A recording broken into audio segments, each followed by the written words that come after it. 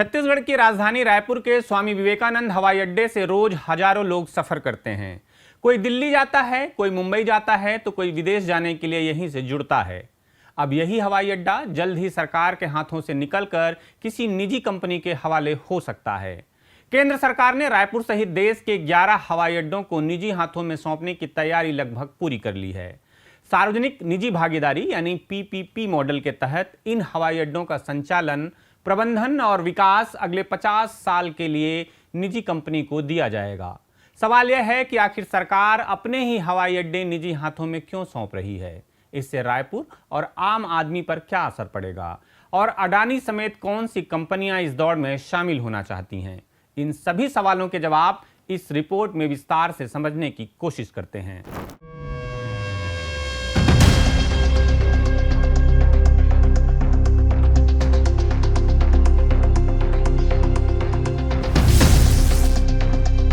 खबरों की खबर में आपका स्वागत है। मैं प्रफुल्ल ठाकुर हूं और आप देख रहे हैं सीजी खबर। बात शुरू करते हैं ताजा फैसले से। केंद्रीय आर्थिक मामलों की सचिव अनुराधा ठाकुर की अध्यक्षता वाली public private partnership appraisal committee यानी पीपीपीएसी ने 4 अगस्त 2026 को हुई अपनी बैठक में नागर विमानन मंत्रालय के उस प्रस्ताव को सैद्धांतिक मंजूरी दे दी है जिसमें भारतीय विमानपत्तन प्राधिकरण यानी एएआई के 11 हवाई अड्डों को निजी हाथों में सौंपने की बात कही गई है। इन 11 हवाई अड्डों को 5 अलग अलग समूहों यानी बंडल में बांटा गया है। हर बंडल एक बड़े और मुनाफे वाले हवाई अड्डे को एक या 2 छोटे और घाटे वाले हवाई अड्डों के साथ जोड़कर बनाया गया है ताकि छोटे हवाई अड्डे भी निजी कंपनी के लिए आर्थिक रूप से आकर्षक बन सकें। पहला बंडल अमृतसर और कांगड़ा गंगल का है, दूसरा वाराणसी, गया और कुशीनगर का है, तीसरा भुवनेश्वर और हुबली का है, चौथा रायपुर और औरंगाबाद का है और पांचवा तिरुचिरापल्ली और तिरुपति का है। यानी छत्तीसगढ़ का रायपुर हवाई अड्डा इस पूरी कवायद में एक प्रमुख या एंकर हवाई अड्डे की भूमिका में है और इसी के साथ महाराष्ट्र का औरंगाबाद हवाई अड्डा भी निजी हाथों में जाएगा। हर बंडल के लिए एक ही कंपनी को 50 साल की रियायत यानी कंसेशन मिलेगी। यह ध्यान रखने वाली बात है कि हवाई अड्डे की जमीन और मालिकाना हक एआई यानी सरकार के पास ही रहेगा। निजी कंपनी सिर्फ तय समय के लिए उसका संचालन, रख रखाव और विकास करेगी। रियायत अवधि खत्म होने के बाद हवाई अड्डा वापस सरकार को लौटा दिया जाएगा। अब सवाल यह उठता है कि सरकार आखिर अपने चलते फिरते और मुनाफा कमाने वाले हवाई अड्डों को निजी हाथों में क्यों सौंप रही है? सरकार का पहला और सबसे बड़ा तर्क है पैसा और निवेश। हवाई अड्डों के रनवे, टर्मिनल भवन, यात्री सुविधाओं के आधुनिकीकरण और विस्तार में भारी पूंजी चाहिए और सरकार का कहना है कि सीमित सरकारी संसाधनों से हर हवाई अड्डे को अंतर्राष्ट्रीय स्तर का बनाना मुश्किल है।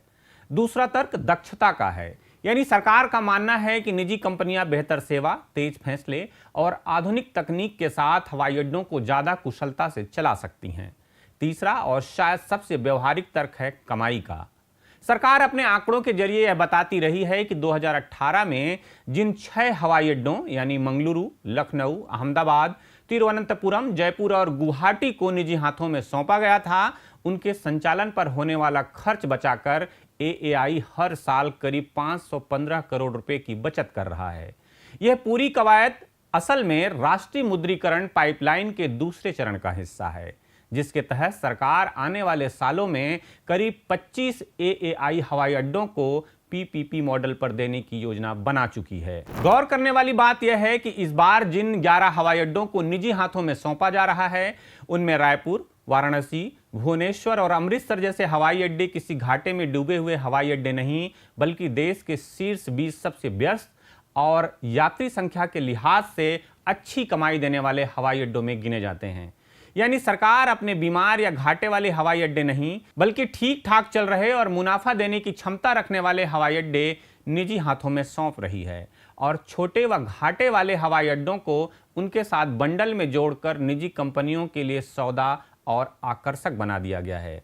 सवाल यह उठता है कि अगर ये हवाई अड्डे वाकई मुनाफा कमा रहे हैं तो सरकार खुद इनका आधुनिकीकरण कर मुनाफा क्यों नहीं कमाती और यह मुनाफा किसी निजी कंपनी के हवाले करने की जल्दबाजी किसके हित में है? लेकिन यहीं पर सवाल भी खड़ा होता है कि क्या सरकार वाकई हवाई अड्डे चलाने में असमर्थ है?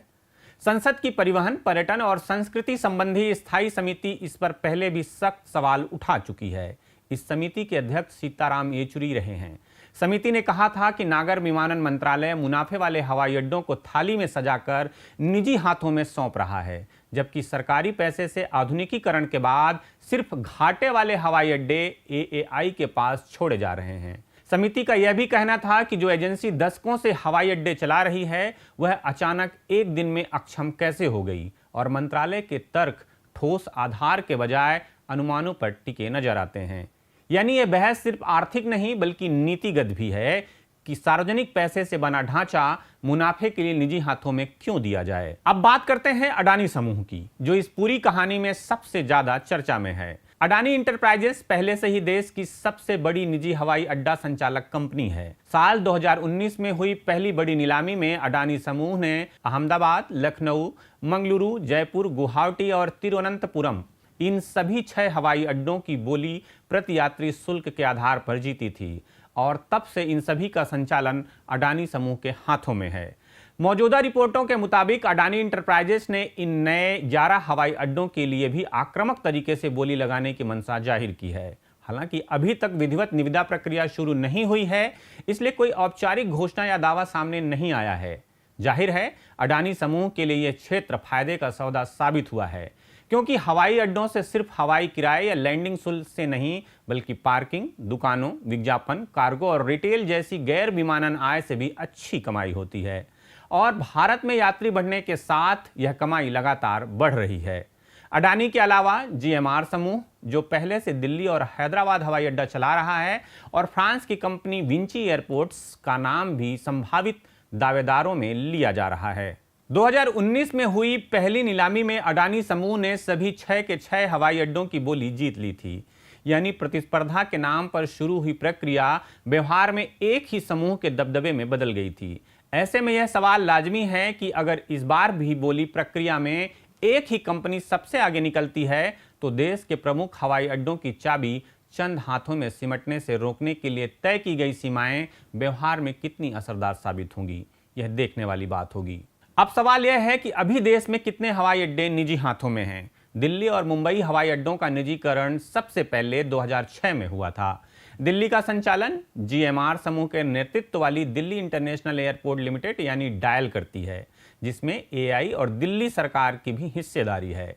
हैदराबाद हवाई अड्डा भी जीएमआर समूह के नेतृत्व में चलता है। बेंगलुरु हवाई अड्डे में निवेशक कंपनी एयरफैक्स की बड़ी हिस्सेदारी है। इसके बाद 2019 में हुई नीलामी के जरिए अहमदाबाद, लखनऊ, मंगलुरु, जयपुर, गुवाहाटी और तिरुवनंतपुरम हवाई अड्डे अडानी समूह को मिले। यानी मौजूदा समय में करीब 14 हवाई अड्डे किसी न किसी रूप में पीपीपी मॉडल पर निजी कंपनियां चला रही हैं। अब बात रायपुर की। स्वामी विवेकानंद हवाई अड्डा छत्तीसगढ़ का सबसे व्यस्त और मुख्य हवाई अड्डा है। यहां से रोजाना दिल्ली, मुंबई, चेन्नई, बेंगलुरु, कोलकाता, हैदराबाद, विशाखापट्टनम, भोपाल, इंदौर, नागपुर, जयपुर, प्रयागराज, गोवा, रांची और झारसुगुड़ा जैसे शहरों के लिए सीधी उड़ानें मिलती हैं। हवाई अड्डे के आधिकारिक आंकड़ों पर नजर डालें तो इस साल अप्रैल में एक सामान्य दिन में रायपुर हवाई अड्डे पर कुल 60 उड़ानों का आना जाना हुआ।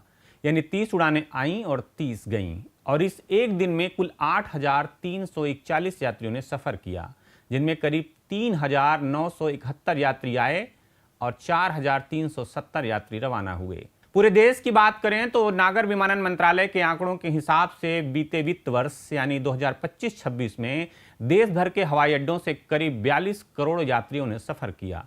यानी औसतन हर दिन 11.5 लाख से ज्यादा लोग हवाई यात्रा कर रहे हैं, और भारत आज दुनिया का सबसे तेजी से बढ़ता घरेलू विमानन बाजार बना हुआ है। अब बात करते हैं उन आशंकाओं की जो रायपुर सहित निजीकरण की जद में आ रहे हवाई अड्डों को लेकर आम लोगों और यात्रियों के मन में उठ रही हैं। सबसे पहली चिंता किराए और शुल्क को लेकर है। जिन हवाई अड्डों का निजीकरण पहले हो चुका है, वहां के अनुभव बताते हैं कि पार्किंग शुल्क, टर्मिनल में प्रवेश शुल्क, यूजर डेवलपमेंट फीस और खाने पीने से लेकर दुकानों तक की चीज़ों के दाम अक्सर सरकारी संचालन के मुकाबले ज़्यादा महंगे हो जाते हैं, क्योंकि निजी कंपनी को अपने निवेश पर मुनाफा भी कमाना होता है। यात्रियों को डर है कि रायपुर में भी अगर ऐसा हुआ तो हवाई सफर आम आदमी की पहुंच से और दूर हो सकता है। दूसरी बड़ी चिंता एएआई के कर्मचारियों की नौकरी को लेकर है। हालांकि सरकार ने इसके लिए एक व्यवस्था बनाई है जिसके तहत निजी कंपनी के हाथ में जाने के बाद 1 साल तक मौजूदा कर्मचारियों के साथ संयुक्त प्रबंधन चलेगा और उसके बाद अगले 3 साल तक निजी कंपनी को कम से कम 60% एएआई कर्मचारियों को बनाए रखना अनिवार्य होगा।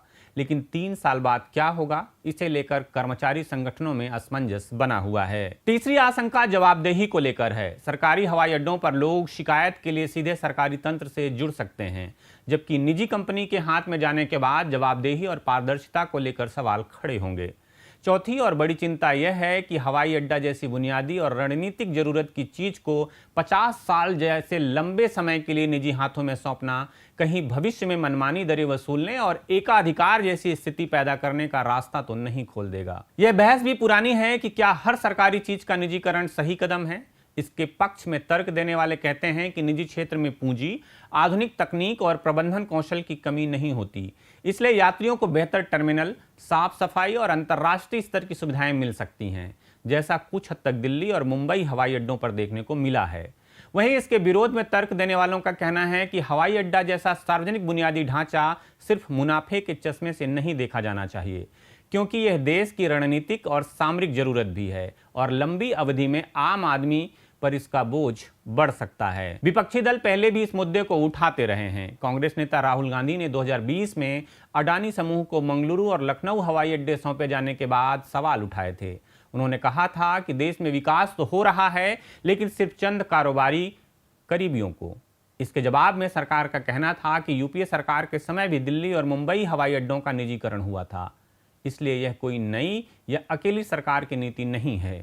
इसके अलावा बिजली और अन्य सार्वजनिक उपक्रमों के निजीकरण के खिलाफ भी देश के अलग अलग हिस्सों में कर्मचारी संगठन और यूनियनें समय समय पर प्रदर्शन और हड़ताल करते रहे हैं।